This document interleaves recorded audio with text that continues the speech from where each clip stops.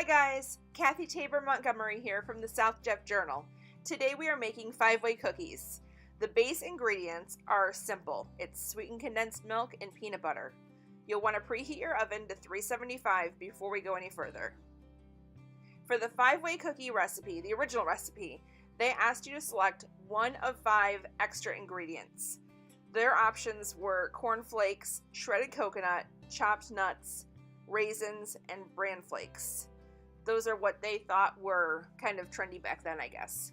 I like to have kind of a sweet and savory with a mixture of texture, so I went with corn flakes, shredded coconut, and dark chocolate chips.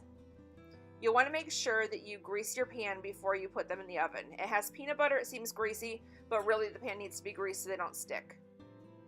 The cookies will go in the oven for 15 minutes, and you'll want to be sure to enjoy the warm cookies with a nice glass of cold milk.